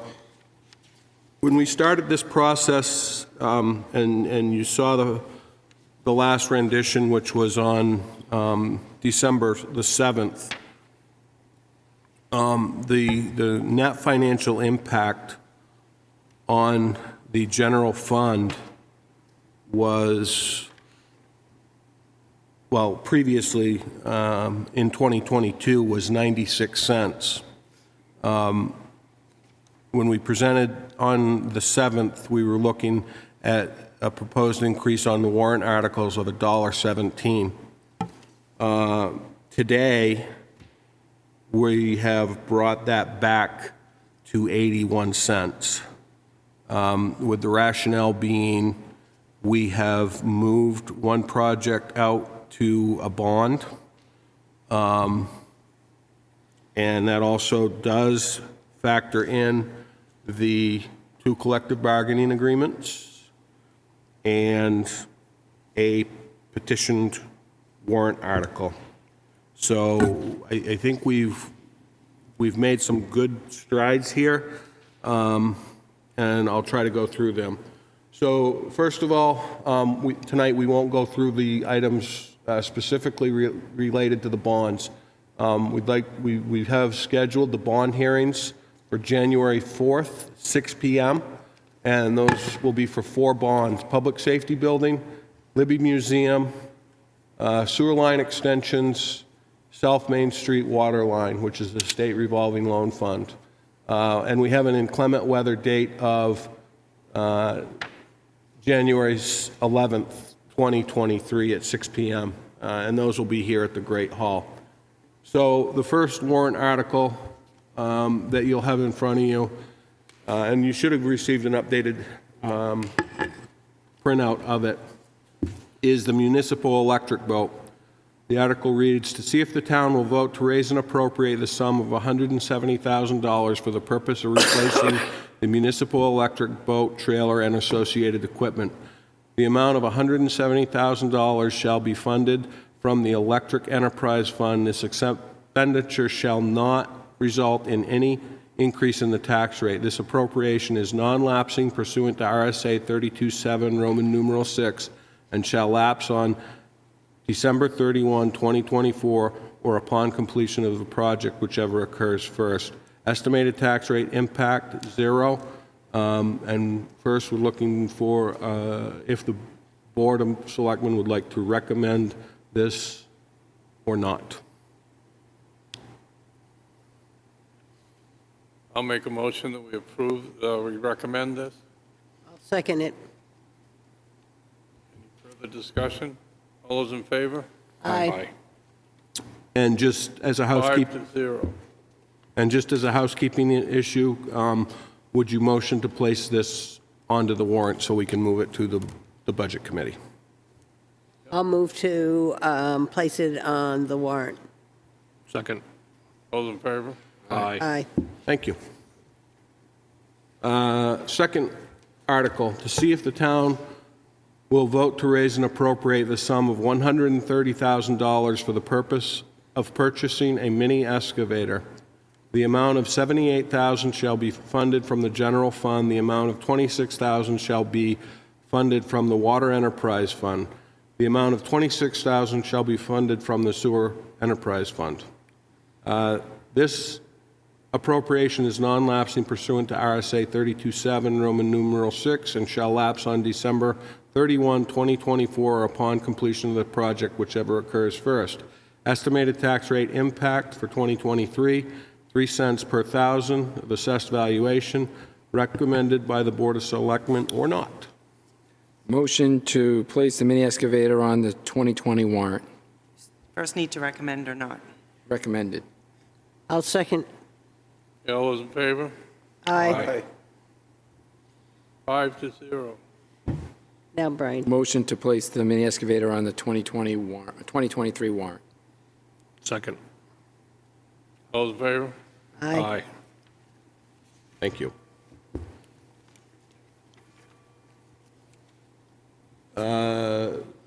Sewer pump station upgrades. To see if the town will vote to raise and appropriate the sum of $648,000 for the purpose of paying for increased costs of engineering, equipment, construction, and inspections of the Laner and Mill Street Sewer Pump Station. This appropriation is non-lapsing pursuant to RSA 32.7, Roman numeral 6, and shall lapse on December 31, 2024, or upon completion of the project, whichever occurs first. This will be paid from state aid grant in the amount of $648,000 over the next 5 years from the RIB project, which will result in no tax rate impact. Estimated tax rate impact for 2023, 0 cents per thousand of assessed valuation. Okay. I have a question. Are we going to get, because it's going to come at over 5 years, do we use our undesignated funds to pay until we get paid back? Yeah, we don't have authority to use undesignated fund balance, but we do have enough cash flow to do this project. Okay, thank you. Motion to recommend, Article G. I'll second. All those in favor? Aye. Aye. Motion to put it on the warrant. Second. All in favor? Aye. G was 5-0. Police vehicle replacement. To see if the town will vote to raise and appropriate the sum of $66,000 for the purchase of a police cruiser replacement vehicle and ancillary equipment, with $5,000 from the police detail revolving fund created by warrant Article 23 in 2006, which is accumulated from special details in prior years. Additionally, this warrant article also grants permission to the Wolfeboro Police Commission to dispose of one existing cruiser by sale, auction, trade, or disposal, with any proceeds to be returned to the town's general fund. Estimated tax rate impact for 2023 is 3 cents per thousand of assessed valuation. I have not heard if the Police Commission have voted on this at this point, but do you, as the Board of Selectmen, approve or not, or would you rather wait to hear from the Police Commission? I'll move that we recommend this. I'll second it. All those in favor? Aye. Aye. I'll move to place this on the warrant. I don't really want to put it on the warrant until I'm sure that they're going to vote for it. The Police Commission, it's their warrant article. I'm comfortable with our vote, but I think they have to, and we're going to meet, what, the 29th? Why don't we take care? I would recommend that we not make that vote until the 29th, at which point I will have heard from the Police Commission. Because I could reword it to recommend it pending approval from the Police Commission. Well, no, because you're not moving it to the warrant Warrant. yet, Right. so. Yeah. Okay. Why don't we just put it on that agenda? And they do it, it's Yeah. just a, and it goes on, Formality. right? Yep. Do you have to read the whole thing, Jim? Which one? This next one. The ASME contract? Yeah. Sure. To see if the town will vote to raise and appropriate the cost items included in the 2-year collective bargaining agreement reached between the Board of Selectmen and Local 534 of the American Federation of State, County, and Municipal Employees, AFSCME, which calls for the following increases in salaries and benefits at current staffing levels of 43. 2023, $86,963 in wages, $20,870 in benefits, for a total of $107,733 for 2023. 2024 wages, $60,917, benefits, $14,475, for a total of $75,392 for 2024. And further, to raise and appropriate $107,733 for the current year. Such sum represents the additional costs attributed to the increases in wages and benefits required by the new agreement over those that would be paid at the current levels. Estimated tax rate impact for 2023, 4 cents per thousand of assessed valuation, recommended or not by the Board of Selectmen. Motion to recommend. Second. Those in favor? Aye. Aye. Motion to place it on the warrant. Second. Those in favor? Aye. Okay, next is, and the Police Commission have approved this contract, so I'll go through it. They have? Yep. What was the vote, 3-0? I believe it was 3-0, yes. Okay, thank you. To see if the town will vote to approve the cost items included in the 2-year collective bargaining agreement reached between the town and Local 39 of the New England Police Benevolent Association, NEPBA, which calls for the following increases in wages and benefits at current staffing levels of 17. Year 2023 wages, $44,843. Benefits, $19,936, for a total in 2023 of $64,780. 2024 wages, $22,080. Benefits, $6,640, for a total in 2024 of $28,720. And further, to raise and appropriate the sum of $64,780 for the current year, such sum representing the additional costs attributable to the increase in wages and benefits required by the new agreement over those that would be paid at current levels. Estimated tax rate impact for 2023, 2 cents per thousand of assessed valuation, and this is recommended by the Police Commission. I'll move to recommend. Second. Those in favor? Aye. 5-0.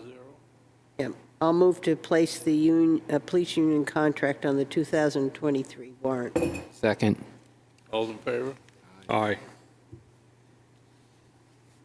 Okay, moving right along, town road upgrades. To see if the town will vote to raise and appropriate the sum of $850,000 for the purpose of upgrading and engineering for town roads, sidewalks, and drainage systems.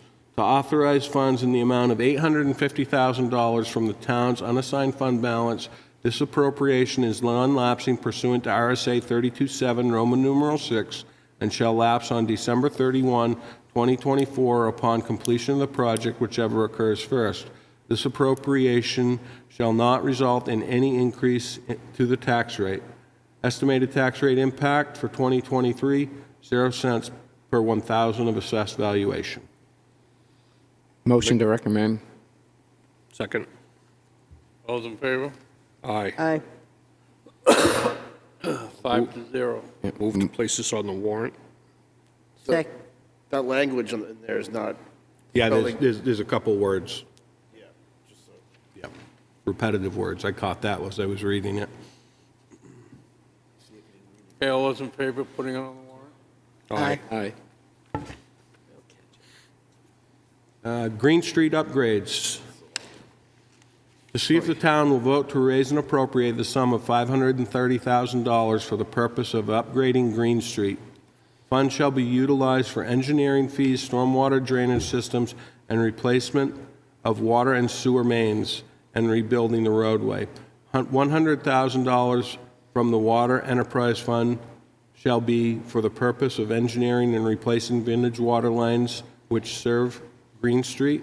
$430,000 from general taxation shall be for the purpose of engineering and replacing existing sewer main in Green Street, stormwater drain systems, and rebuilding of Green Street. This appropriation is non-lapsing pursuant to RSA 32.7, Roman numeral 6, and shall lapse on December 31, 2024, upon completion of the project, whichever occurs first. Estimated tax rate impact for 2023, 18 cents per thousand of assessed valuation. I'll move to recommend this warrant article. I'll Those in second. favor? Aye. Aye. I'll move to place it, the Green Street upgrades on the 2023 warrant. Second. All those in favor? Aye. Readoption of Veterans Tax Credit.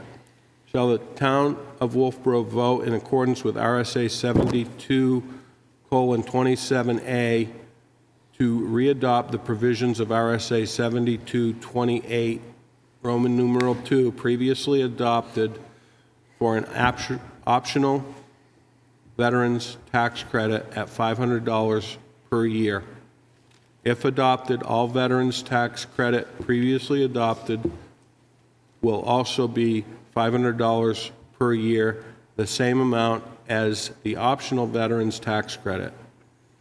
If readopted and approved, this article shall take effect for the 2023 property tax year. I'll move to recommend. I'll second. All those in favor? Aye. 5-0. I'll move to place the readoption of the veterans tax credit on the 2023 warrant. Second. I'm requesting to table the school resource officer till that 29th meeting if we can.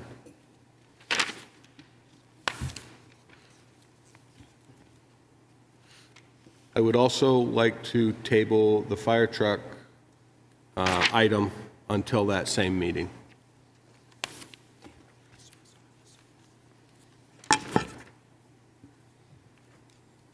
That brings us to the Public Works Vehicle and Equipment Replacement Capital Reserve Fund. To see if the town will vote to raise and appropriate the sum of $300,000 to be added to the existing Public Works Vehicle and Equipment Capital Reserve Fund, which is under the custody of the trustee of trust funds, with selectmen designated as agents to expend. Estimated tax rate impact for 2023 is 13 cents per thousand of assessed valuation. Motion to recommend. Second. All those in favor? Aye. Motion to move it to the warrant. Second. All those in favor? Aye. Sidewalk Capital Reserve Fund. To see if the town will vote to raise and appropriate the sum of $75,000 to be added to the existing Sidewalk Capital Reserve Fund, which is under the custody of the trustee of trust funds, with selectmen designated as agents to expend. Estimated tax rate impact for 2023 is 3 cents per thousand of assessed valuation. Motion to recommend. Second. All those in favor? Aye. Aye. Motion to place it on the 5-0. warrant. Second. All those in favor? Aye.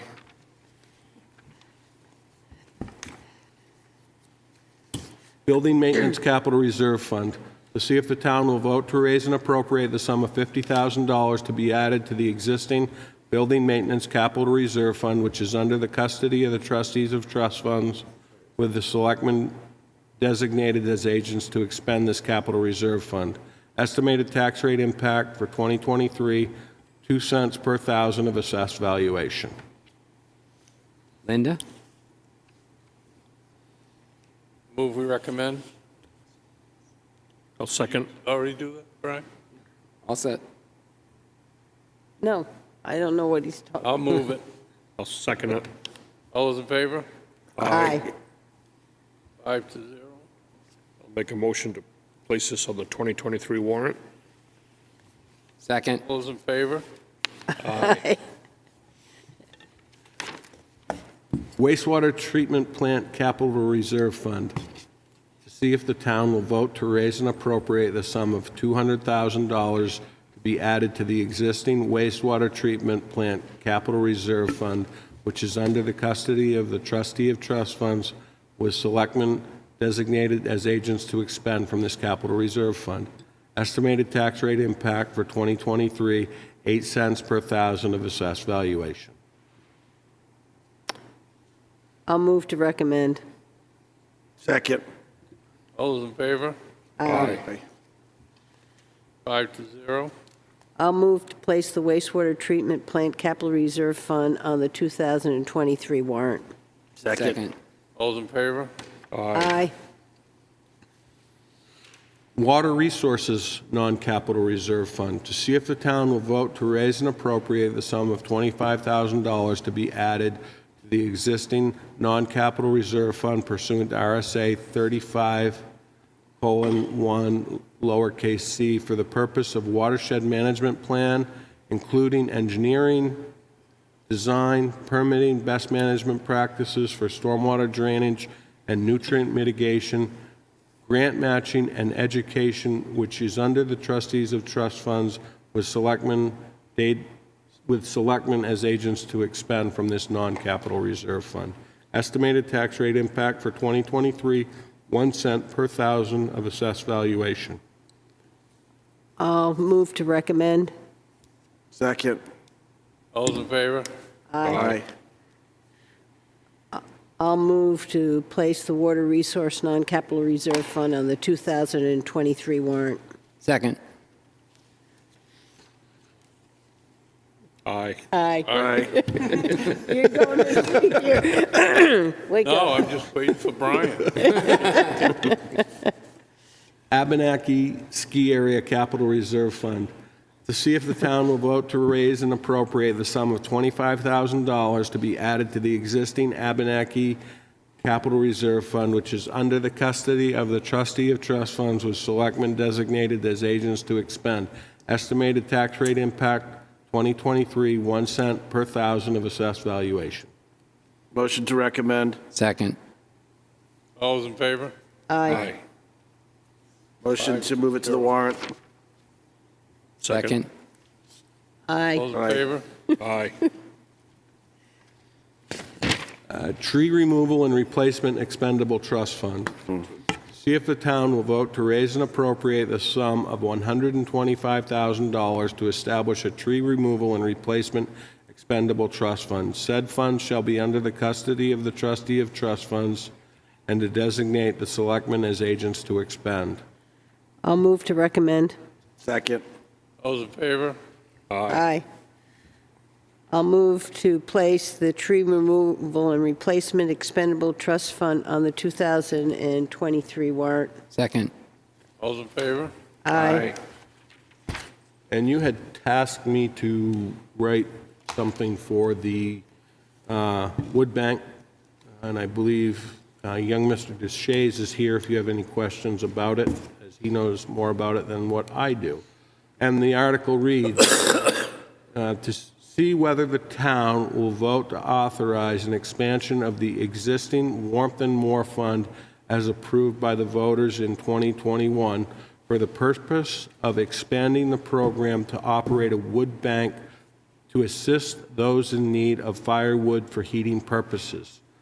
Passage of this article would allow the town to accept donations of firewood into the wood bank. Distribution of firewood for heating purposes would be determined by the welfare director. I'll move to recommend. Second. All those in favor? Hold on 1 minute. Also remember, tax rate impact 0 per thousand. Now you can. We've already catch. done it. Yeah. Motion to move it to the warrant. Second. All those in favor? Aye. So that sums up our warrants at this point. Just so you're aware, we do have one petition warrant article. We also, I know of potentially 2 other petition warrant articles coming forward. I believe the last date to accept those is the 10th. So it seems to make sense to do all of those petition warrant articles at once, I would think. You know when the planning board will have their definite numbers? Because we can't number our We warrant cannot number articles ours. until they get theirs. Correct. Good question. Okay. Hopefully, I'll be able to have that answer tomorrow. You know, and if this order works, if it doesn't, just let me know and I'll shift the order and give you the the overrun of the numbers. Okay, all right. Because we'll need to get the numbers because then in the middle of that month, we do the presentation. Well, so that ties right into when do we want to do the presentation was one of the closing points that I Oh, okay, I'll leave them up to you. had. So, since we're there, if you want to discuss it, we are tentatively looking at bond hearings. Worst case scenario is an inclement weather date of January 11th. So I would think we would want to do the recording after that time in case for some reason we run into an issue. So the question is, do you want to do it? The 16th is a holiday, that's a Monday. The 18th would be a normal Board of Selectmen's meeting. We sometimes have done it before the selectmen's meeting, and then you shoot the whole afternoon. Right. That would be great for me, because I'm going to be gone except for that meeting, so. Okay, so that's when we'll do it. That would be perfect. So why don't I coordinate with Timothy, see what he may have for a couple dates, and coordinate back with the board? Yeah, sounds good. And I'll, hopefully, tomorrow I will have the presentation done with the issue and pros and cons of the project, and get that off to you guys for review as well. And Okay. picking of who's going to do what for warrant articles, we can probably do on the 4th. Yeah. 2023 holiday schedule? Okay, so I have for you a schedule of holidays, and Casey's going to be nice enough to hand them out. Basically, this boils down to, we'd just like to have you guys approve the 2023 schedule of holidays so that everybody knows in advance what it looks like. Oh, you have them? I had one. I have them. Were there changes? I don't have it. Yeah. This was one of the things we had. Good. It was one that I didn't. I didn't have it. Linda just said move to approve the holiday schedule. No, I'm just saying I had it. I don't know if we want to give them Thanksgiving.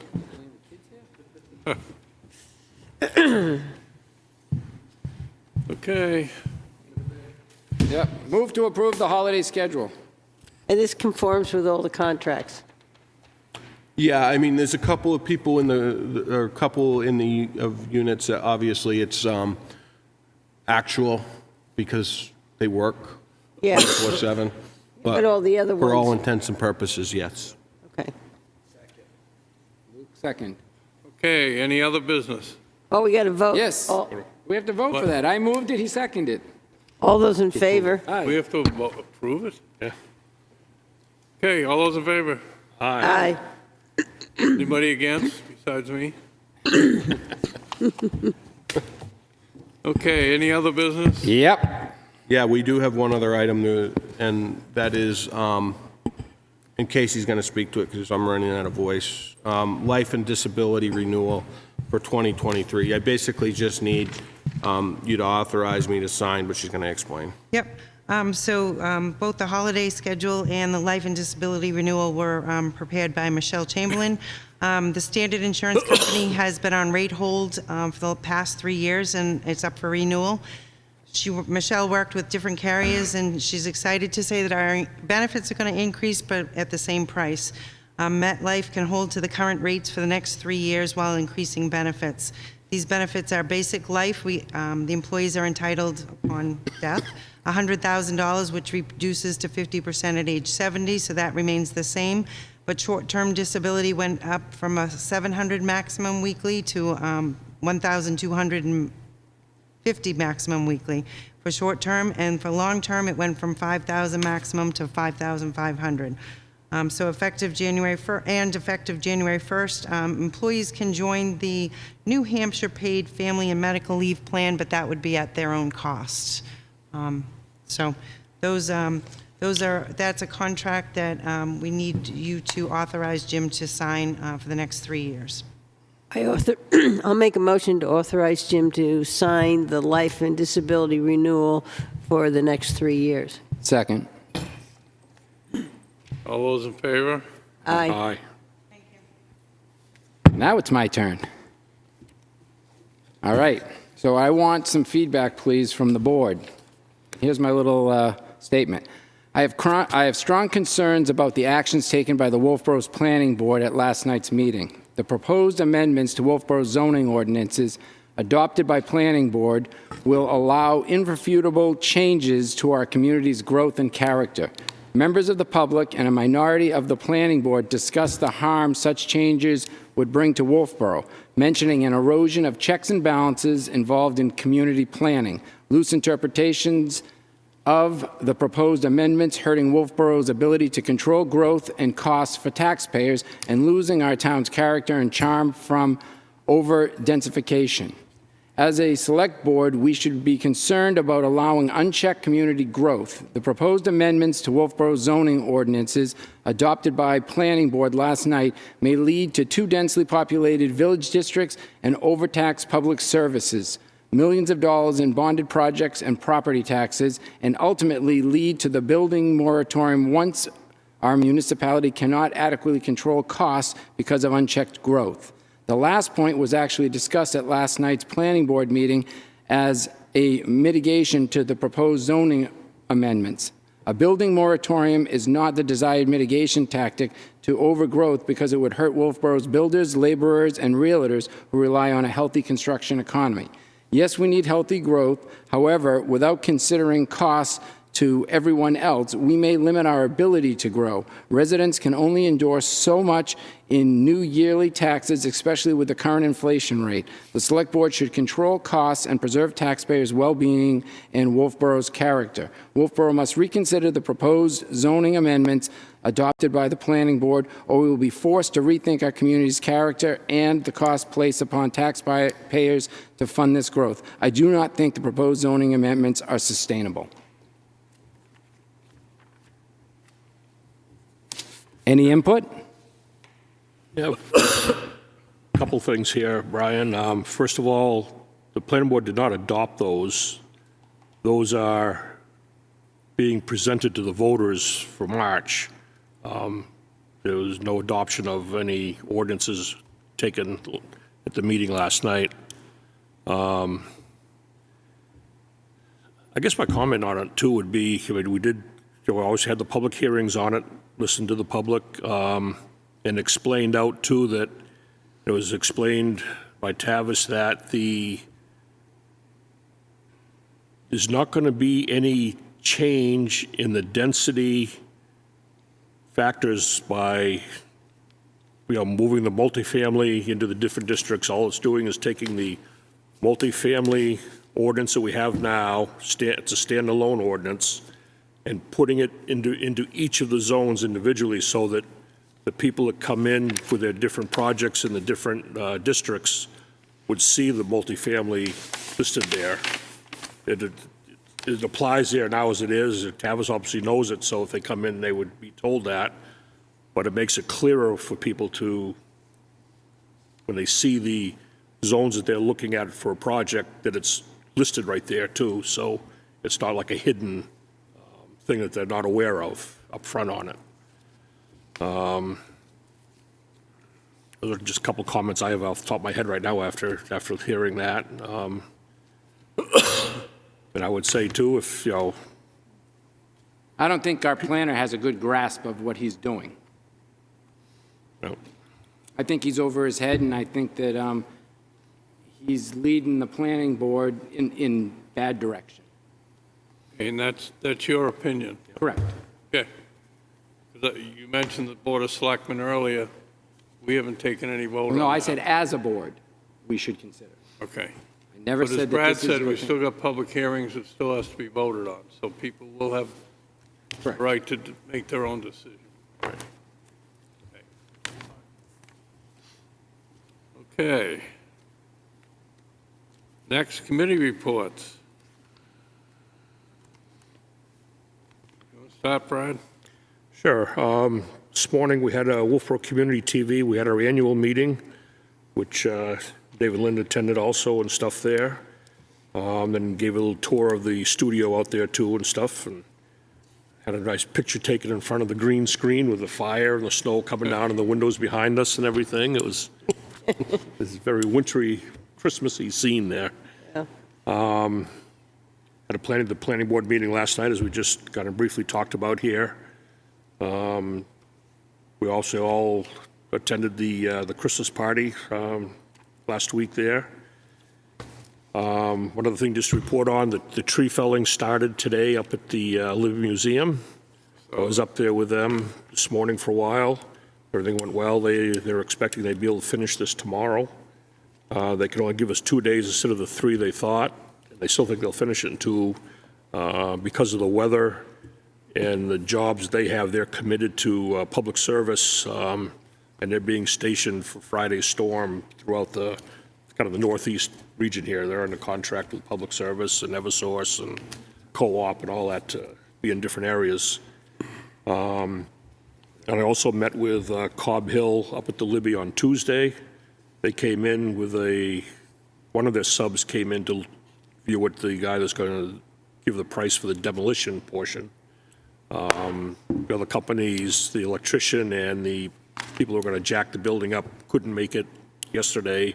They'll be coming in later on, maybe next week sometime. So I'll be going up and meeting with them, getting them into the museum and letting them look around and see what's there and stuff for that. So. Can they get us a price before our January 4th? I don't know if we'll have it before January 4th, but we'll have it before deliberative session, I believe is what we were shooting for, so we'd be able to adjust the number at the deliberative session. I thought that was what our goal was. I think January 4th would be, I don't think they'll have anything ready by then. Okay. All right, we had, as Brad mentioned, myself and Brad and Linda were at the cable TV meeting. And also the Christmas party, that's all I had. I had a charrette committee meeting, and we started to discuss the community center, and they are thinking that they would like to put out a survey to some organizations in town and get some feedback on what they might want in a community center. So we're going to keep on working on that survey. I had a library trustees meeting, followed the next day by a library search committee for the new executive director. The job posting is up. Brian and I have enjoyed 3 evenings at the budget committee. I went to an EDC meeting, and I'll let Brian fill you in on that. I did tours at the Pop Whalen Arena open house. Brad was there, and Luke, and Brian, and I think there were about 250 people who came through that facility to see it. It's gorgeous. And as everybody said, I was at the annual meeting of Community TV. I had the police commission. Obviously, the Christmas party I thought was a real hit. It was nice to see everybody. That was a great spot, and the food was really good. It was fantastic. So I also enjoyed the Christmas party. Thanks for Linda letting me sit with her. We were on good behavior. Yep, Linda gave me. Oh, was it Linda? No, it was. Did you gave me the tour of the Pop Whalen? Was it you or was it Vic? No, it was Vic. Vic gave me a tour of the Pop Whalen, and it was excellent. We had an EDC meeting where they're going to be creating a list and categorizing which is the most important areas of feedback that they got from the business community, and then trying to create action plans for the different items to help support the businesses in town. Anything additional, Linda, did you take away for that? I think that's perfect. Yeah. Oh, we had Jared from the Mount Washington there right. also, because the EDC has found out that businesses in town want more organic events like that, and so Jared from the Mount Washington Cruises is on board, and we're going to be setting up another event with the Mount Washington this summer that will be similar but different with some new exciting twists. And the EDC last night, Wolfeboro, will be taking place on December 31st. You should see the flyers around town, so come out and enjoy it. We had 3 budget committee meetings, and I had an energy committee meeting this morning that Barry attended, and we're looking at 6 different locations for potential solar installation to support the town. Barry's going to be doing some more energy studies to find out where the best locations would be for solar for different high-use buildings in town. And that's it. Town managers report. Been a really busy couple weeks. Dave and I attended interviews for the construction managers for the public safety building. Excellent presentations. I don't think we would have gone wrong with anybody that we picked. We ended up going unanimously with CCI. The main reason was the current working relationship that we have with them, and their performance at the Pop Whalen Arena has been second to none, which I think anybody who's been there would attest to. So they are hitting the ground running. Also, the core borings on Forest and Varney Road are taking place this week. We were also able to tie in the core borings at the Public Safety Building with that same project. So we only are having one mobilization of a company coming in to get that done. And Norway Plains is working on the existing conditions at the Public Safety Building survey report. I'd like to thank Brad for taking the meeting with Cobb Hill and the Libby. It doesn't sound like much, but you know, when you take a couple hours out of your day to go to meet with those contractors, it really puts you behind. And lastly, I think that it would be improper to not recognize the everybody in town who stepped up and did an outstanding job in this last storm. The highway crew did a fantastic job. The electric department, they were busy with outages, and obviously police and fire doing what they do. So kudos to everybody for keeping the roads open, the people safe, and the electricity flowing. That is pretty much all that I have. Okay, any questions from the press? Is Alyssa on there? Yes. Yes, can you hear me? Yes. Yep. Okay. I thought when the planning board developed their warrant articles that they did so with commentary, and that is the way the warrant's going to read. Are you saying there are going to be further hearings on that? Or is that the end of the discussion on those warrant articles? No, No, the hearings are over, the public hearings are over on that now, Alyssa.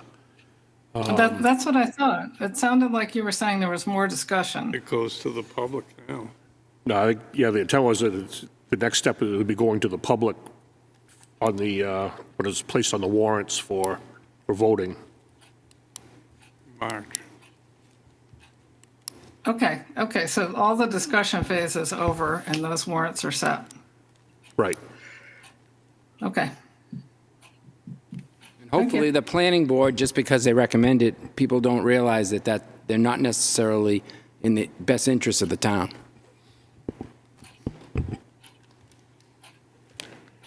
Okay, you all set, Alyssa? Yep. Yes. Okay, any public input? Yes, hello, David, it's Suzanne. Yes. Brian, it took a little bit of courage to step up about the planning board issues as a selectman. And as one citizen of this town, I thank you for that. Merry Christmas. Okay, anybody else? I think we all want to wish the townspeople a Merry Christmas, and we'll see you next week. Yes, we will. Okay. Could I have a motion to adjourn? So moved. Second? All those in favor? Aye. Aye.